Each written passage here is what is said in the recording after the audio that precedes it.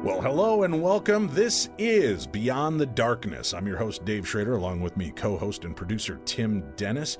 This is our new format. It's a great opportunity for you to explore the strange and unusual world around us. We're going to be bringing you some of the biggest and best speakers, researchers, and experiencers in the world that have dealt with the supernatural phenomena. We'll talk about all aspects, all angles, and for an inaugural show here, we wanted to come out with something that has been a fascination to us, something that has captured the attention of our audience on Darkness Radio, something that has continued to grow in popularity and chilling encounters. And of course, I'm talking about black-eyed kids and the black-eyed kid phenomena, which was brought to our attention about 4 or 5 years ago from Jason Offutt and David Weatherly. Right. And they were among the first to really start talking about this. And it exploded. We have had listeners from literally around the world share encounters with these creepy critters. So we're here tonight to talk about this and bring you into that world. Joining us for the first half of the show, David Weatherly, and he's a paranormal investigator and author. For 40 years, he's explored the world of strange, interesting cases around the country and abroad. He's written and lectured on a diverse range of topics, including cryptozoology, ufology, and hauntings. And he's a frequent guest on many different radio shows, as well as Darkness Radio, and has appeared on various television programs, including Ancient Aliens, Beyond Belief, and Mysteries at the National Parks. He's a popular speaker worldwide and the author of numerous books, including the one that we brought him in for today, The Black-Eyed Children. David, welcome to the show, and thank you for going Beyond the Darkness with us. Hey, guys. It's always a pleasure to talk to you. The Black-Eyed Children. For listeners that are just tuning in for the first time and are not familiar with this phenomena, what can you tell us about this and what these beings might be? Well, that's a big question. We'll get to that a little bit later, but I can tell you basically what we're dealing with here, when you hear that the black-eyed kids are showing up somewhere, typically an encounter involves someone running into a child, usually between the age of about 9 to the early teens. That's what we hear most often. And these children have solid black eyes, Dave. No whites, no pupil, just an entirely black sclera. And they have very pale skin. They have a very strange way of speaking. Usually it's very monotone. And we find a few other elements that drift in, too, from time to time, such as a foul odor. Sometimes people that encounter these kids think that that the children are attempting mind control on them. So they're really bizarre accounts. And when these kids show up, inevitably, they attempt to gain entry. But they don't try to barge in. They want an invitation. And they tell what I call the victim, just invite us in. This won't take long. It's some of the creepiest things in all my years, Dave, that I've come across when we start delving into this phenomena. It really is. Well, right. I mean, first of all, the ideas of the demonic realm or aliens, ghosts, it's all chilling. But then when you kind of incorporate it into children, there's something about it that absolutely makes your blood run cold. And when we began hearing these tales, again, we looked at it as this sounds like an interesting bit of new urban legend that has begun in the vein of the Slender Man and some of these newer characters. But yet this seems to be transcending generational gaps, racial, religious, all types of belief systems have now talked to us about these type of encounters. And we've heard from everyday mom and pop people to law enforcement officials to researchers, scientists, even members of the military have now reached out to us talking about their encounters. When we've spoken with you, you never cease to amaze me with the tales that you are able to find and the people that have come forward with this. When you're looking at this as a researcher and a collector of tales, how is there any signs you're looking for that this isn't just somebody pulling your leg and just giving you an account to just be a part of your next project? Oh, sure. Yeah, absolutely. And I'd say that, there are a percentage of accounts that I receive that I kind of, I just sit on them quietly because, I'm doubtful about some or all of the aspects of the encounter. Really, over time, being in this field, I mean, I'm kind of old school. When I started delving into the supernatural, there wasn't any internet. Google didn't exist. I got all of my education from delving into everything I could possibly read at the time. We're talking about the 70s and the 80s. And then meeting people, like John Keel, the Warrens, Hans Holzer, all those, kind of the founders of our modern wave of studies in this field. And I learned a lot from them. And, John Keel always emphasized to me in conversations with him that you have to really be an investigator / journalist, and you have to pay close attention to these people. He encouraged me to learn, their body language, look for signs. It really, I think, after a time becomes sort of innate. You develop this sense of,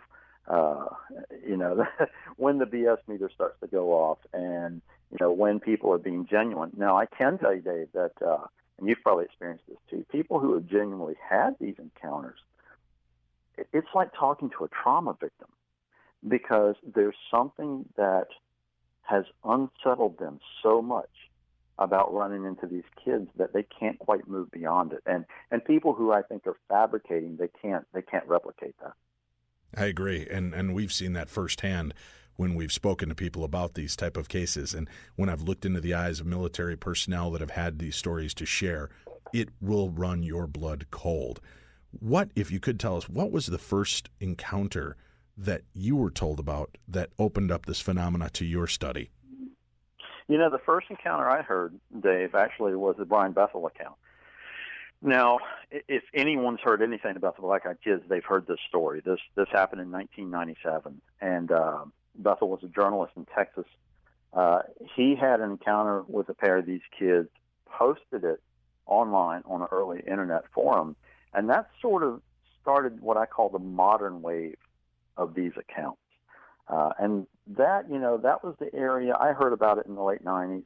And like you, I thought, wow, this is really creepy and interesting, but, this may be another urban legend. However, the accounts kept coming. And, once I started running into people that had genuinely encountered these things, I knew that, wow, there really is something going on. And can you relate back to us, right, David? Talk to us about that first story, the one that kind of broke it to the internet and to the world, really kind of outing this phenomena. Can you tell us the specifics of it? Absolutely. Bethel was in Abilene, Texas, living in that area, and he went one evening to write a check to pay a bill. He was going to drop it in a night slot or something. So he drove down to a small strip center area, was sitting in his car writing a check, and these two kids approached his vehicle. Now, Bethel was, for some reason, uneasy right away when these two kids walked up to his car. He was not in a shady area or anything, but something just didn't quite feel right. So he only rolled the window down just a little bit.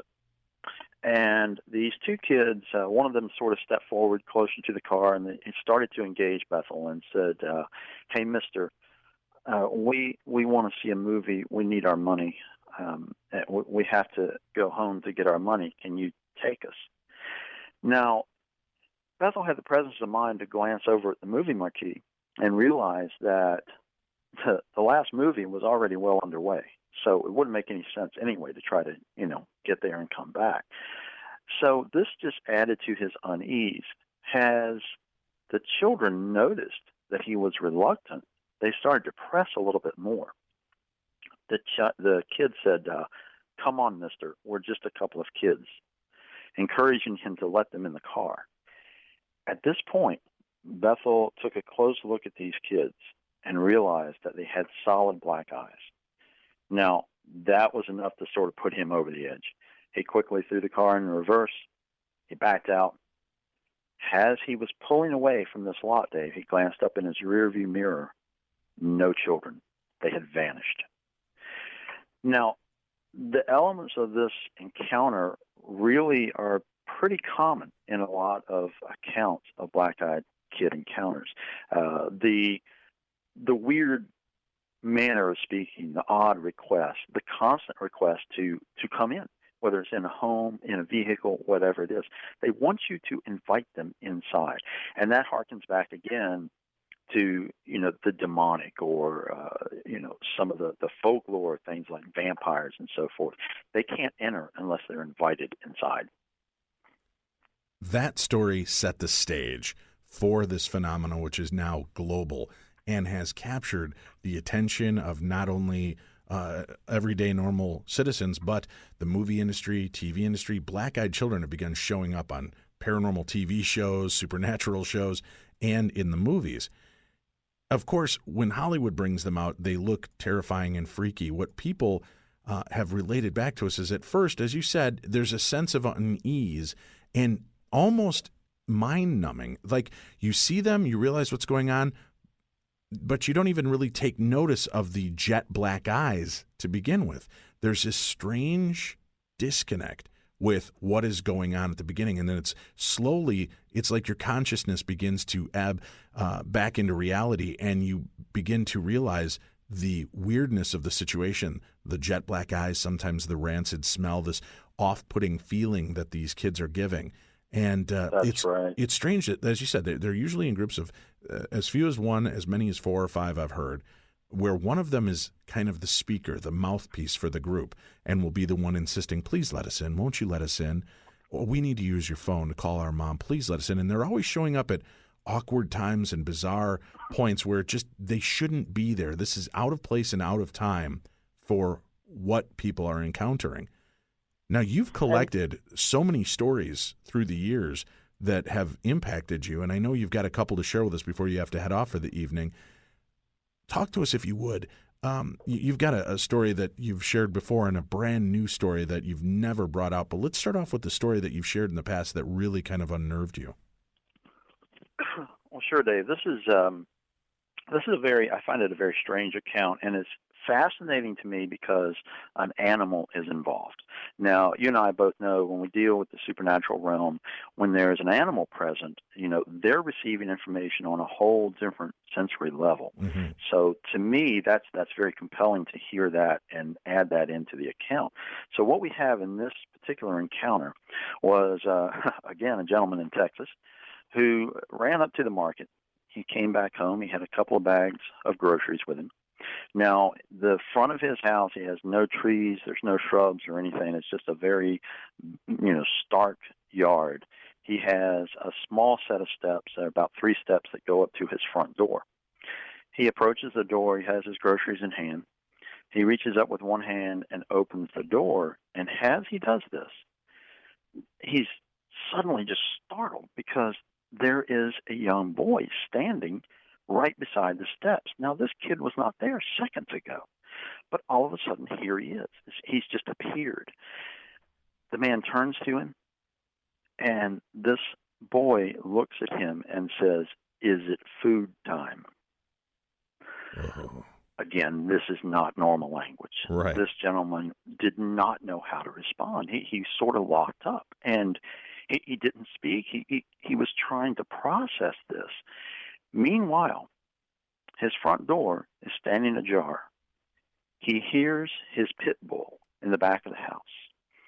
Raised this dog from a puppy, trained attack dog. It was 3 years old. He hears it barking, charging through the house. He steals a glance into the hallway. Long hallway that runs to the back of the house, sees the pit bull turn the corner, rushing for the door in attack mode. This dog knew something was wrong. Comes full charge down the hallway. Dave, it gets almost to the door, and it puts the brakes on. Now, this is almost comical because it's sort of a Scooby-Doo moment. This dog is trying to backpedal. But the creepy thing is that this dog went from being a vicious attack dog to suddenly being scared to death. It practically fell over itself, turning around, tail between its legs, head down, whimpering, running back in the house as quickly as it could. This, in turn, terrified the witness. He had never seen this dog behave this way. This dog, he'd seen it kill rattlesnakes with its jaws. This dog, being so terrified, spiked the fear in this man. He jumped in the door, he slammed it and locked it, ran around to the living room to look out the blinds, found that the young boy had disappeared. Now, he describes this boy as pale-skinned, solid black eyes, and very weird language. And the boy continued to talk to him as this whole thing was unfolding, repeating, "I think it's food time. You should invite me inside." So this kid is not reacting to this large, charging, frothing dog heading his way, which all of our normal reactions would be to maybe take a few steps back or look like we're afraid of what's about to happen. And you know what this boy did, Dave? He smiled and repeated, "I think it's food time. You should invite me in." And at that point, the dog turns tail and gets out of there and wants nothing to do with this. Absolutely blood-curdling. And was permanently changed. This dog hid under the bed for days and has never been the same animal since then. Has there been another follow-up encounter with this particular person and these black-eyed children? There has not. Repeat encounters are very rare, curiously enough. With that said, that, again, being one of the more ultimately bizarre and chilling stories, and it's food time opens up a myriad of possibilities. Are they talking about eating us, eating our soul? What Exactly. is this that they're looking for? But what was really exciting to me is that with all the stories that have been out there, and many people have transcribed our shows and read your books and have shared these stories over and over on the internet, to find new stories and newer stories is getting a little harder. But you have a brand new story, that a new encounter, a real life encounter that has occurred that you're able to share with us tonight that has not been heard before. I do, and I personally find this one pretty creepy, Dave. Now, I just got back from Australia. I was invited down there to speak, and as a result, made a lot of connections and ended up with a lot of new encounters of various kinds. And in fact, I'm still receiving them. And I just received a woman promised to send me this account, and she did indeed send it to me just yesterday by serendipity. And I'm still getting some of the details on it, but I couldn't help but bring this one to you because it's so it's so unreal. This lady, she lives outside of Melbourne, Australia. She is an amateur photographer. Now, this account has never been heard. However, it is several years old. It took her several years to even get to the point where she could talk about it again and share this with anyone but her boyfriend. So what happened was she went out one day to do some photography. She really loves to take pictures of landscapes. She drove out of the city about 2 hours. And she got to what she considered a really beautiful location, and she started setting up her equipment. Now, she's an old-school photographer. She got her tripod out. She mounted her camera, and it's one of those that, you look through the lens to set up your shot, and she had all of her gear ready. She bent down, had looked at the landscape and picked out where she wanted, looked down through the viewfinder on the camera, and there was a kid. Now, as you can imagine, this completely startled her. She was in a bare landscape. So, she jerked upright, and sure enough, there's a kid standing there only a few feet away from the camera. She describes him as being pale-skinned, wearing turn-of-the-century clothing, and having solid black eyes. This kid looked at the photographer, and he said, "We don't like image takers." Bear in mind, this kid was by himself, but he's saying we. This woman has such a spike of fear. Dave, she was utterly terrified. She grabbed the camera, didn't even take it off the tripod, threw it in her vehicle, and rushed away from there as quickly as she could. She lived just over 2 hours home. She made it home in an hour and a half. But the story's not over. It gets a little bit creepier. She rushes home. She's physically shaking. She rushes in her house. She locks the doors. She's walking around. She finds herself in a cold sweat. She picks up her cell phone because she's going to call her boyfriend and have him get over there so she can tell him what happened. Now, it was summertime in Australia. She had left the windows partially open, about 6 or 7 inches, so that the house would air out and feel fresh. As she's standing in her living room, she hears a sound down the hallway. She starts making her way slowly down the hallway. At the end of the hall on the right is her bedroom. The door is standing open, and the sound is coming from that room. She stands in the hallway for a few moments, trying to pinpoint exactly what she's hearing. It's a tapping noise, and she realizes that it's something tapping on glass. She feels a hair go up on the back of her neck. She walks slowly to the bedroom door, peers around it very slowly, and as she told me, she almost knew what she was going to see before she did it, but she had to know. She looked into her bedroom. Across from the door, there's the window, about 6 inches open. Staring through that little opening are a pair of black eyes. It was the same kid that she had left in the dust 2 hours ago, at her window, staring through the crack, tapping on the window. Dave, she was so terrified, she rushed down the hallway into the bathroom, barricaded herself in, and called her boyfriend and told him to get there now. She was in hysterics. He got there a few minutes later. He lived fairly close by. Saw nothing. No sign of this child. Nothing. And what was kind of creepy, the bedroom window was now closed. As I said, this has taken this woman several years to be able to share this story with everyone. Dave, when she told me her account, she was physically shaking. She is still having effects from this encounter with this black-eyed kid. And she told me that for months after the encounter, she felt sick. She had frequent bouts of nausea, headaches, a variety of other things. And they didn't go away until almost a year later. Like she was suffering from post-traumatic stress disorder. Essentially, yes. David, with this said, there's a lot of hypothesis and theory being bandied about on this subject. In your opinion, have you come up with what you think we might be dealing with? What are these creatures? I have a personal opinion, Dave. You know, this is one of those things in the field that everyone is very divided about. Everyone has an opinion, and there are a handful of things that people sort of fall into. But my personal opinion is that these creatures are something that are interdimensional.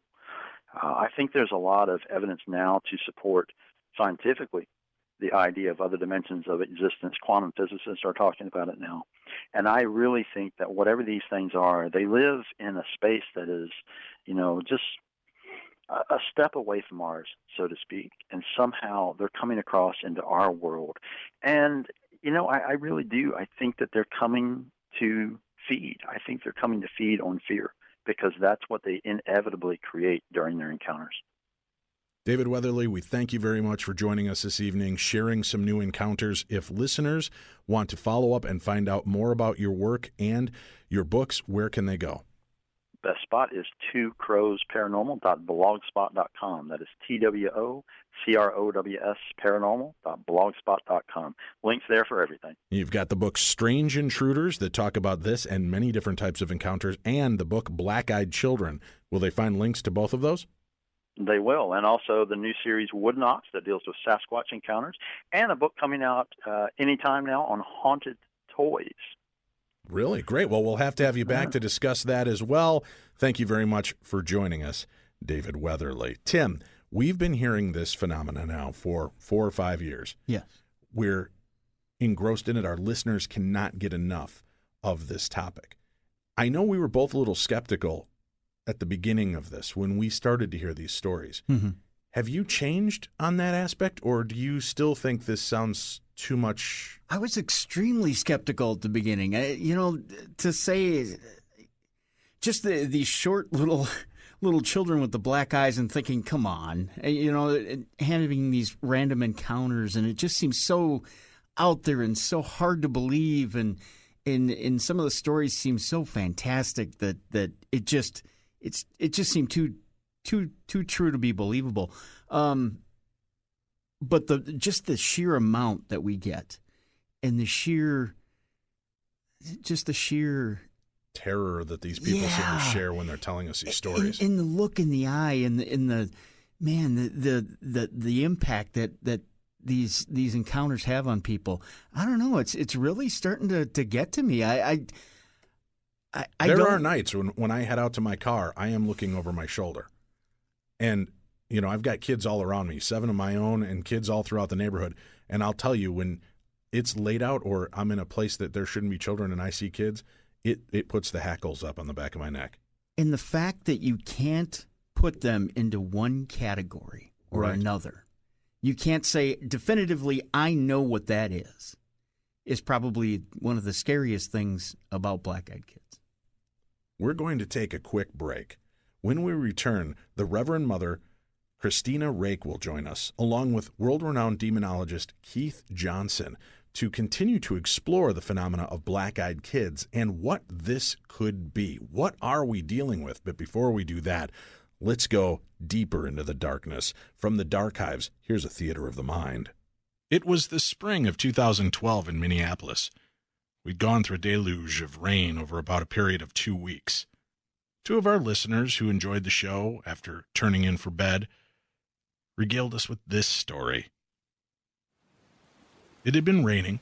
They were watching the news one night, and as the news wound down, they turned off the TV, and they were both surprised to hear what sounded like children running and giggling outside. It was between 10:30 and 11 o'clock at night, so this caught both of them off guard. The husband went to the window and looked out through the blinds.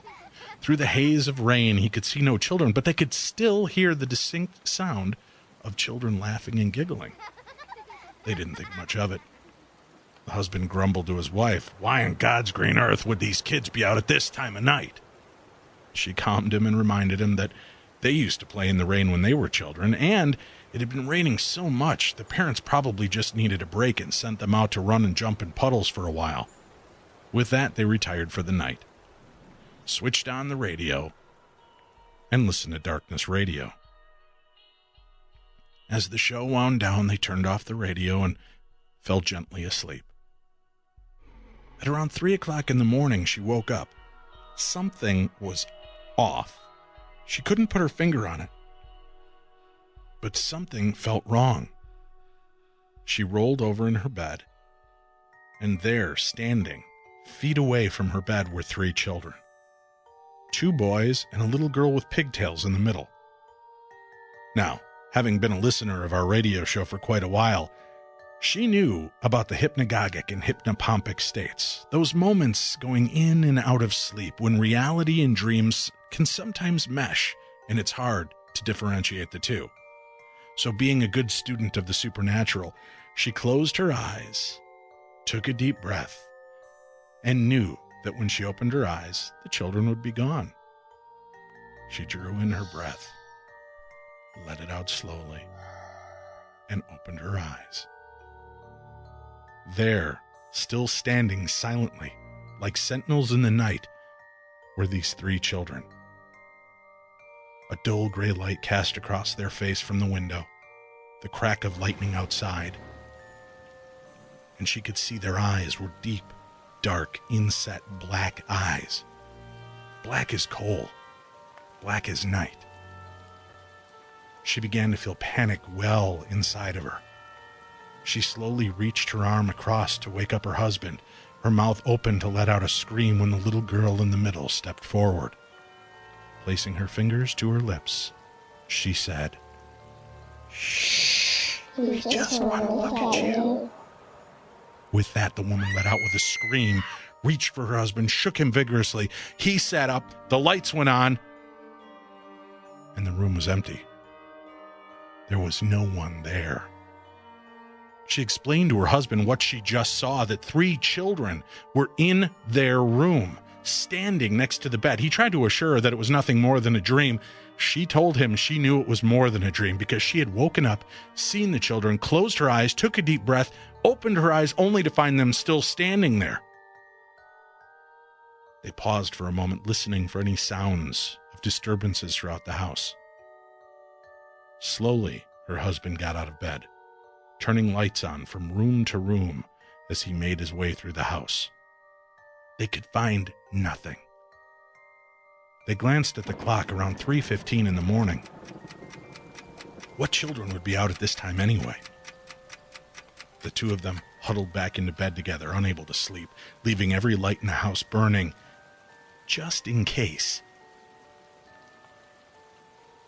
Finally, the storm subsided, and the sun began to break. The room began to fill with an orange glow, and they start to feel comfort, just as they started to drift off to fall back asleep. They could hear what sounded like children giggling and running around outside. Had they just had a black-eyed children encounter and survived? Up next, Bishop Christina Rake and demonologist Keith Johnson talk about the demonic aspects of black-eyed kids as we take you beyond the darkness.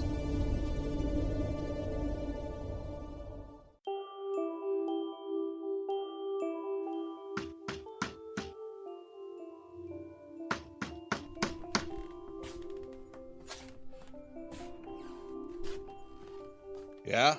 What do you want? Let us in. Please let us in. What do you want with me? We just want to take you beyond the darkness.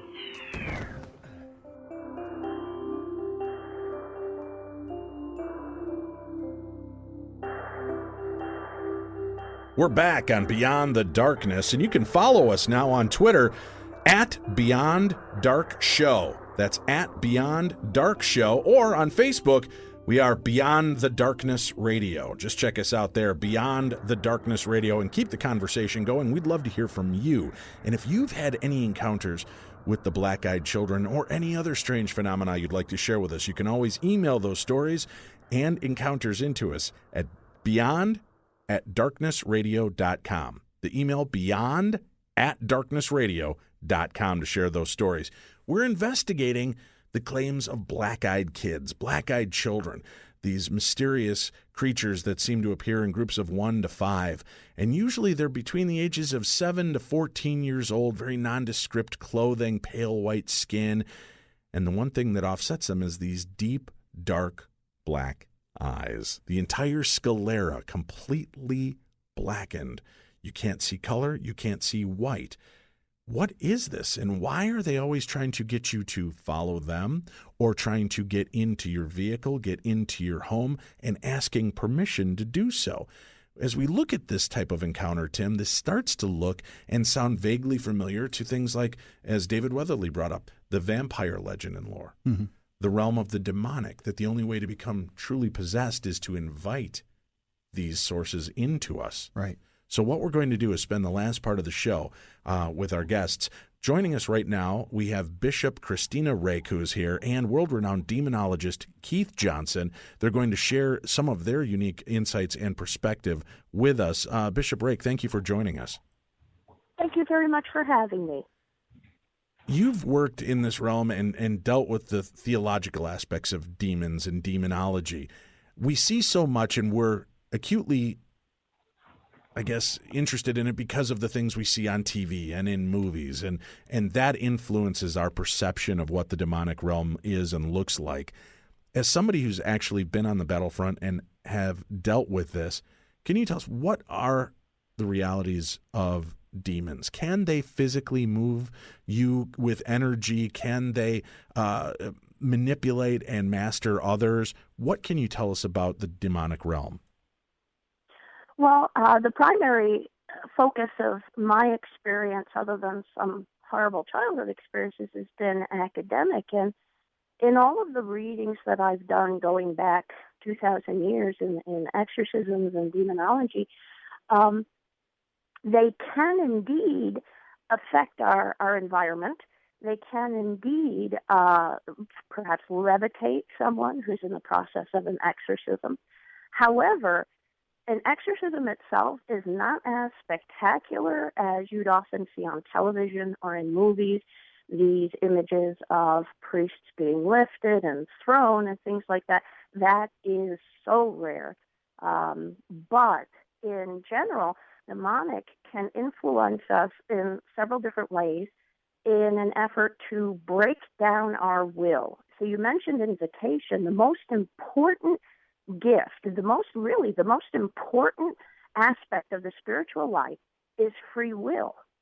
And so they cannot do anything without God's permission. They also cannot do anything without ours.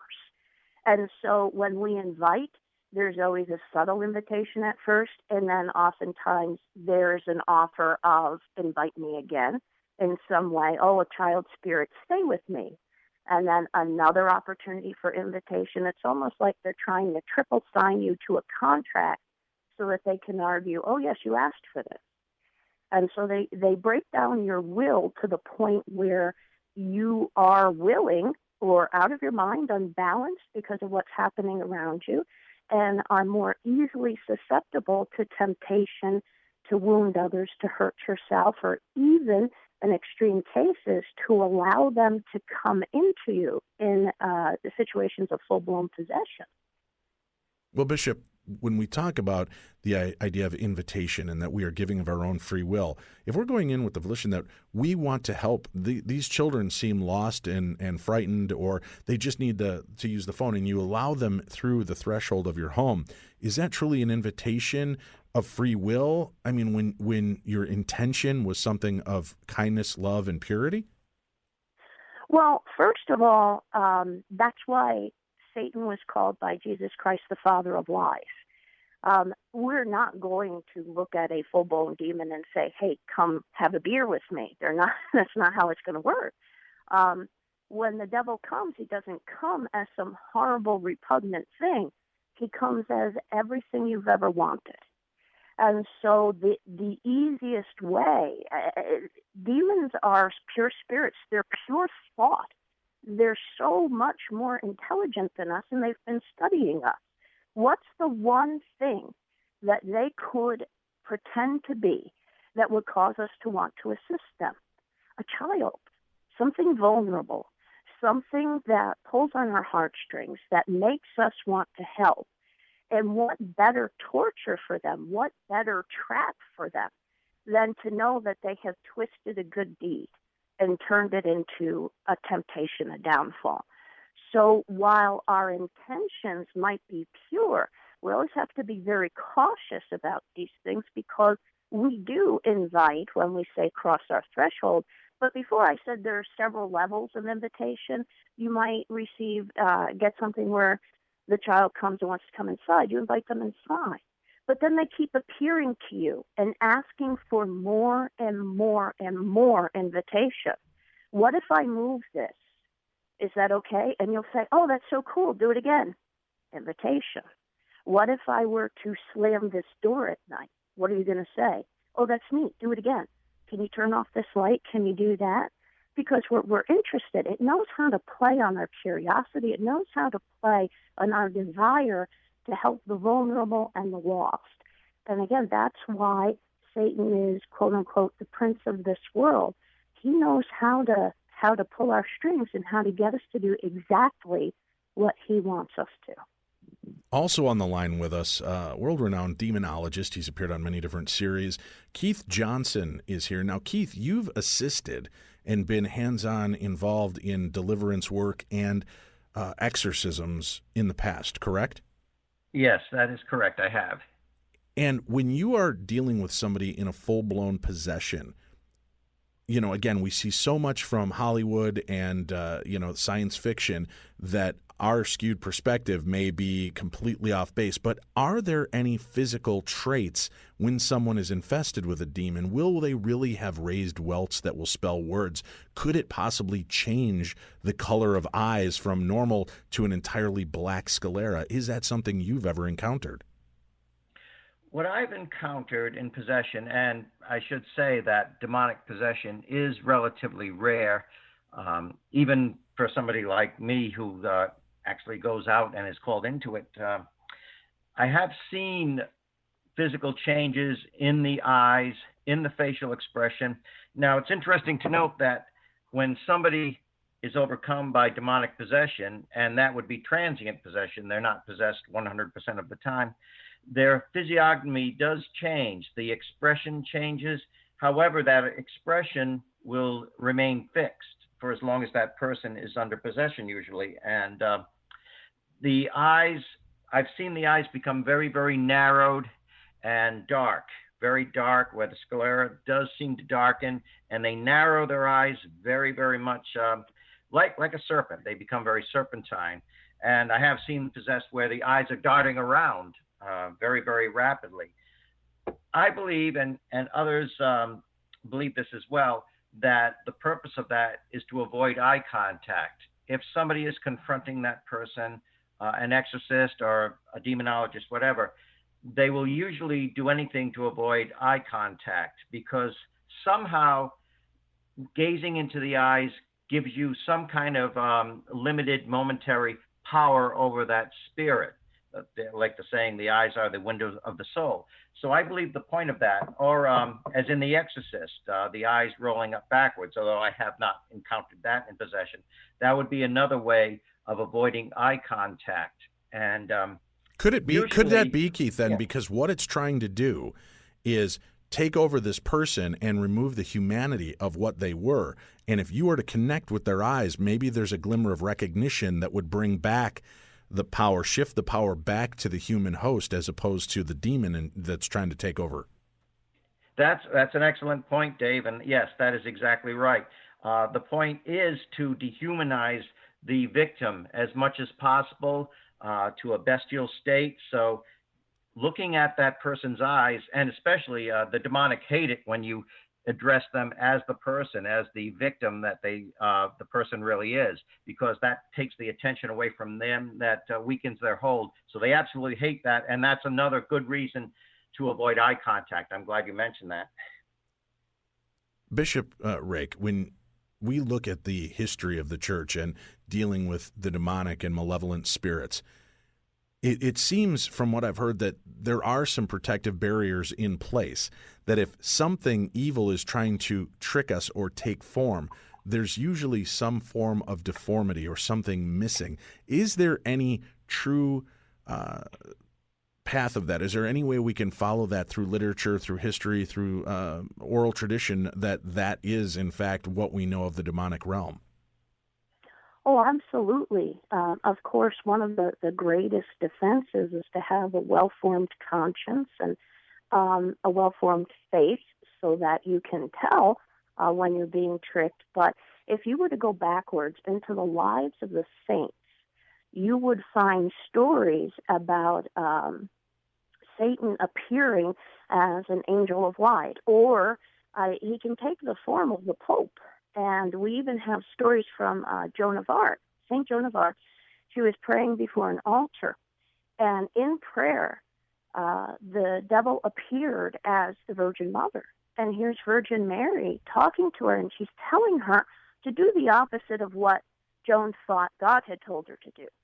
And Joan of Arc, very politely, because she had been told this by her spiritual director, asked to see the Virgin Mary's feet, because the gown was covering the feet. And Virgin Mary became incensed. How dare you question me? And then she knew it wasn't the Virgin Mary. And when it did lift the gown, there was a hoof. See, God created everything in the world, and everything he created is good. Demons want to pretend to be God. That's what they want. They want godlike power, but they're not God. And they can never recreate the human form perfectly. And so you will find something off. And that's why if they appear with a hood or you have a saint appear to you with his hands in his pockets and thinking of random things, you ask to see what's hidden. And that really should be our guide for all the spiritual life. Ask to see what's hidden so that you can know the truth. Keith, you brought up transient possession, where it's not a full-blown possession yet, but the spirit or the demonic seems to be able to enter at will. Are children more vulnerable to this? Is that why people encounter these black-eyed children? Could it be temporary or transient possession where the demonic force is looking for a more mature host, but it's using the children to get in the door? It could be. The demonic often tries to trick the young children who are very impressionable into giving them some kind of permission to enter. However, I believe that the manifestations of the black-eyed children could be something even more sinister. I believe they could be entities unto themselves that are associated with the demonic realm and kind of along the lines of the Men in Black. Not the government agents, but the Men in Black, who do seem to be of another realm, an inhuman realm. I believe that sometimes the children are not temporarily possessed, but they are actually entities that are posing as children. You said that that true demonic possession is very rare. Have you seen children that are inflicted with the demonic? I have seen children that are very, very oppressed, and they seem to be influenced by the demonic. I have not, at this point, seen a child that is totally under possession, although I have had clients people call me and say, my son is speaking in this unknown language. He seems to have knowledge that nobody would have for a 3-year-old. So I have not encountered it, but I have had people come to me for help and tell me about it. Bishop Rake, shouldn't the children be the most protected? I mean, aren't they they're protected by their family, they're protected by God. Why would they be so vulnerable to these type of attacks? It can often go back to actions within the family. You can become possessed through your own volition, but then there's also a form of possession where someone has used some kind of black art to lay a curse or some kind of foundation upon you, in which case, again, faith, prayer, all of that is foundational. But with children, and people I've spoken to, it's a much rarer occurrence. You would think the child would be fully protected.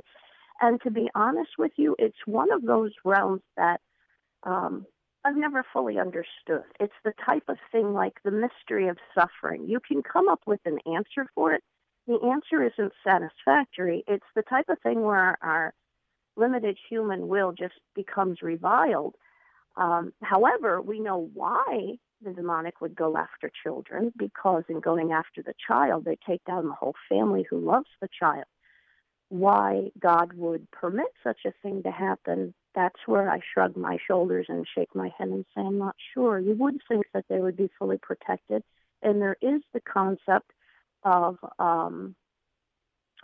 cursing and even parent involvement and things that then gets the child involved. But honestly, like I said, it's sort of that Job phenomenon. I'm not sure what God would allow that for. But like Keith said, I've heard of it happening too. Keith, cursing and family trends, whether it's the family has had a curse placed on them, or as I've heard, parents have the ability to, and we've heard about this again in movies and in books and in different forms of literature, almost sell their children's soul in order to gain favor with dark forces. If we truly have free will, why is it that the will of our parents supersedes the will of us individually as a child, that they have that ability to gift our soul or gift us as a vessel to the dark side? Well, of course, free will does reign, but parents also do have a spiritual authority over their children as well as a legal authority. They have a spiritual authority.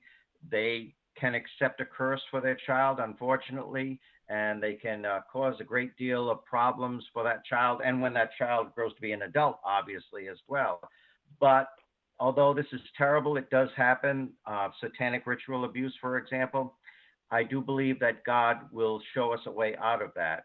He will provide a means of escape, which we may not see right away, but eventually that will come to light. And where this is allowed, It's only allowed for a certain extent, and God will provide a way out.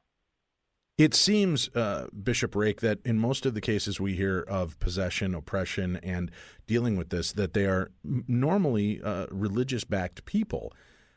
Again, this seems to fall into kind of a weird dichotomy of if they're religious in nature and they have a belief system, why are they being attacked, and why is this not happening to atheists? Why is this not happening to that people that stand outside, the Christian belief system? Well, actually, and I'm sure Keith can speak to this more fully, I hear from people who ask for my advice. I hear more often that it occurs to people who don't have a firm foundation. And it's usually a situation where there's a member of the family who's very religious and very devout, but the family themselves, they don't have a firm foundation. So if you have a case of possession, you'll often have this person surrounded by faith, but the person themselves is not of faith. And the other thing that we have to bear in mind is there's a form of possession where the person actually, is very rare, asks for it as a way to expiate the sins of the world. They look for it as a way of suffering, as a way of giving up to God. And there are rumors that Mother Teresa did just this, and that John Paul II performed an exorcism on her. And there are other isolated incidents in the history of the saints where a saint has done that and asked for that. But again, those are extremely rare. It's been my experience that you often have people who are not hyper-religious.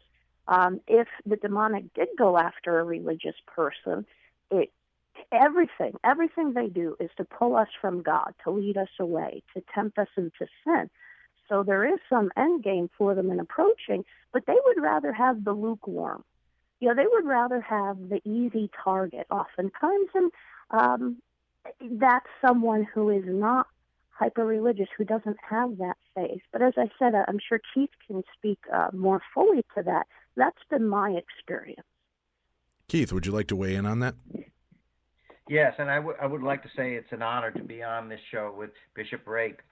And yes, sometimes the person will not have a firm faith. They will be doubt. Sometimes they have a psychological instability where the demon will try to work its way and use any kind of weakness, whether it be a weakness of faith, a lack of faith, or as Bishop Rake said, lukewarm. They will try to work on that weakness as much as possible. And of course, sometimes it is a person of faith that the person is so faithful that the demon will attack to try to bring down one of God's chosen. But of course, a faithful person does have a lot of protection in Jesus Christ.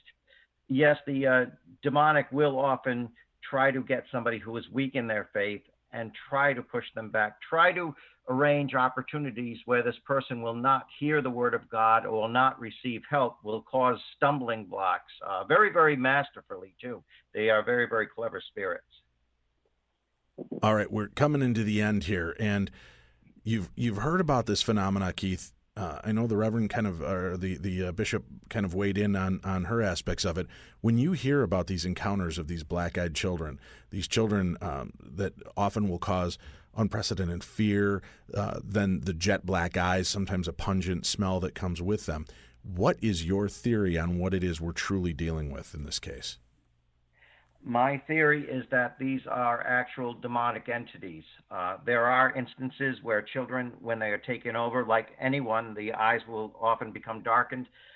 But I think many of these encounters, rare as they are, I do believe that they are actual demonic entities, are minions of Satan, and they are sent in the guise of children to deceive people, because children are often seen as very trusting and innocent. But you've seen one with black eyes, I would certainly pray for protection when encountering anything like this, a black-eyed child or anything that could be associated with demonic forces. Bishop Rake, when we see something like this, Joan of Arc questioned the visage of the Virgin Mary and was proven right. This was something taking on that image.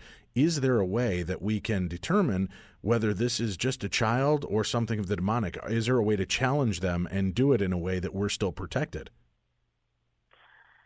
Yes, the best way to do so, first of all, that fully formed conscience is key. But anyone will tell you a prayer is our armor. St. Paul said prayer, put on the armor of prayer, the breastplate of Jesus Christ. You carry the sword of faith.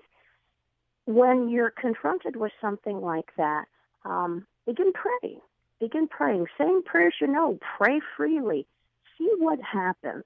Start saying the name of God. Start repeating the name of the Holy Trinity. See what happens, because if they have a reaction and they despise God, if there is a reaction, then you immediately know that you're in the presence of something that hates your God. And anything that hates your God is not your friend. So that's the first thing, and I think the most important thing, to start invoking God's name, to start saying God's name, not as a challenge at this creature, but just through prayer. And you'll see a reaction, and then you'll know.